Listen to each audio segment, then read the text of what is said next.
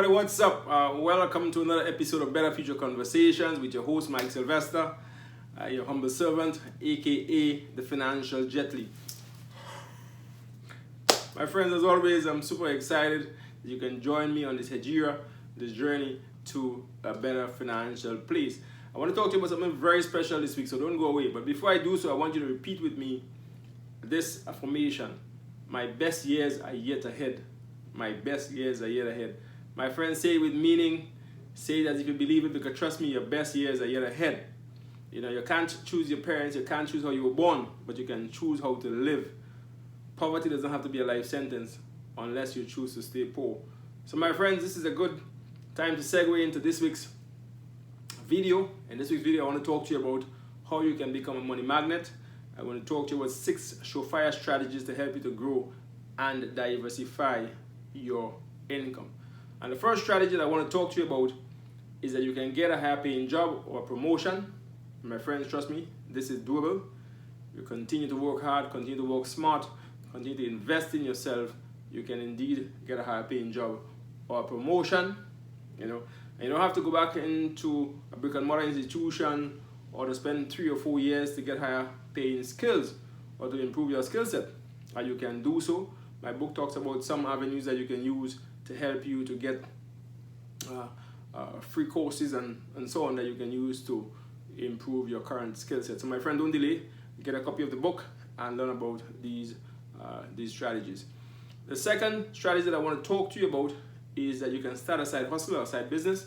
And again, my friends, as you can see, that is doable. The way I like to think about this is, first of all, think about my current skill set and how I can monetize them. And of course, there are several other ideas out there that you can use. There are several books that can give you ideas about side business that you can start. One caveat I have is that, you know, if you're doing a side business, it should not affect your current job, because if that is the case, then of course you'd have a problem. And if you were to lose your current job, then it means that will set you back. So find something that you can do in your spare time, that you can do on weekends, that you can do at nights, that will help you to grow and diversify your income as a side hustle or a side business. Number 3, invest into real estate. And my friends, there are several ways you can do this. The way I like to advise is basically how I start out in real estate, is that when I was considering building my primary residence, I decided to build a duplex. And so I currently live in one part of it, and of course I rent the other parts, and that is helping to supplement my income.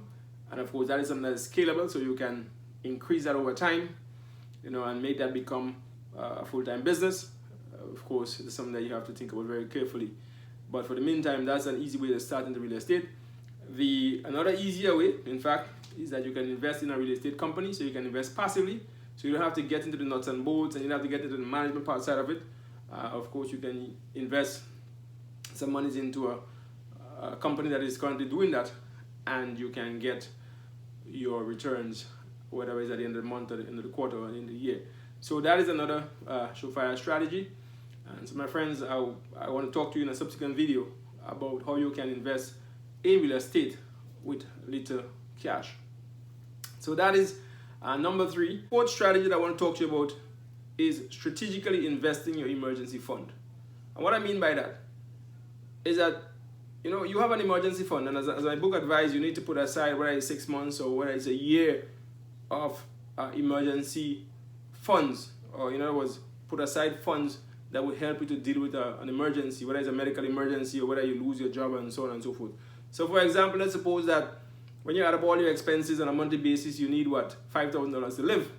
You need to put aside $60,000 if you want to put aside a 12-month emergency fund. So basically that is what this is saying. Now, what I'm advocating as well is that instead of leaving that in a current account or a savings account right now in Grenada, where you earn what, 2% as the minimum saving rate, you can invest that in a fixed deposit, right? And now in a fixed deposit, you can choose a laddered approach. So instead of putting the whole sum into a 5-year or a 3-year or a 1-year fixed deposit, you can break it up. You know, so you can put part of it into a 5-year fixed deposit, you can put part of it into a 3-year fixed deposit, you can put part of it into a 1-year fixed deposit. And what that does, it allows you the flexibility. Of course, you'll get different interest rates on the 10-year, but it allows you flexibility to either reinvest into that same instrument, or it allows you the flexibility to take advantage of another opportunity, investment opportunity, without having to break the fixed deposit and then you lose some of the interest benefits and so on that. So that is what I'm advocating as a way to help you to build your income using your emergency fund. The fifth strategy I want to talk to you about is investing your excess savings, that is over and above your emergency fund, into stocks and bonds and exchange traded funds and other like instruments.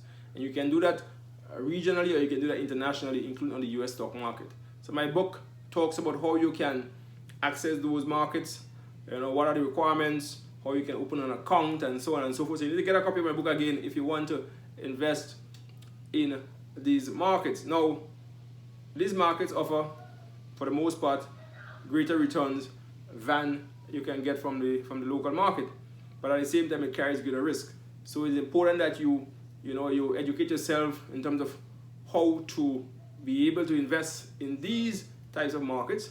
And again, my book provides some guidance in that respect, so I want you to take advantage of that, and be able to expand again your income portfolio, diversify your income, grow your income using that medium. Because it's a surefire way, of course, you have to know what you're doing. So that is the fifth way and the fifth strategy I wanted to talk to you about. The sixth strategy I want to talk to you about is monetizing your hobbies or your interests. And I'm sure you are very talented. I'm sure you have a lot of ideas. I'm sure there are a lot of things that you like to do. You have to start thinking about how you can monetize them. So for example, in my case, I like writing. I've written several books, and I have been monetizing these books. Of course, I have my website, www.betterfutureconversation.com, where I sell these books. I also have book signing events where I sell copies of my books, and this has been supplementing my income in some form, some fashion.